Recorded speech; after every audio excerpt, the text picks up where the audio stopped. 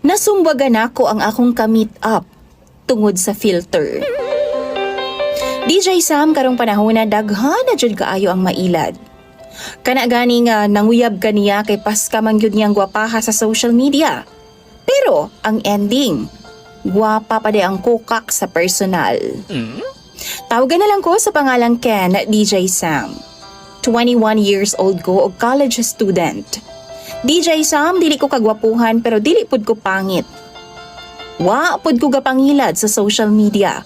Kay kung unsa man jud ang akong hitsura sa personal, mao man sab na ang akong ginapost sa ako ang social media. Proud ko sa kung unsa man ang akong hitsura.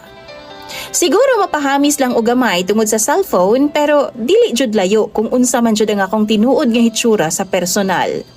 Nagagamit pod kog filter, klarohon ako na, pero katong dili pod layo sa akong hitsura. Kana ang close to natural lang gyud nga looks, DJ Sam.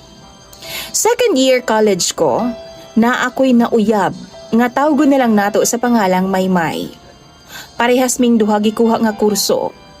Nidagan og 8 ka buwan ang among relasyon na DJ Sam.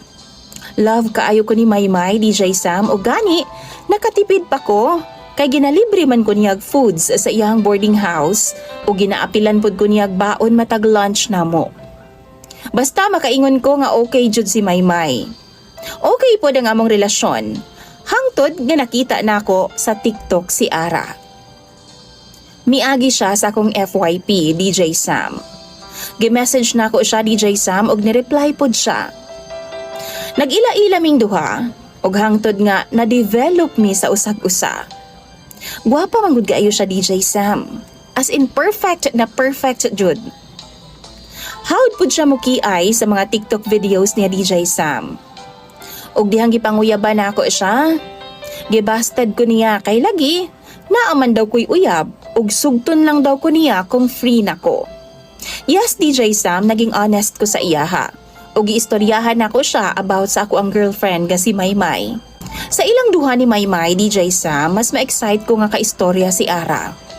Maong saway pagduha-duha, gibuwagan nako si Maymay og gipursu nako si Ara.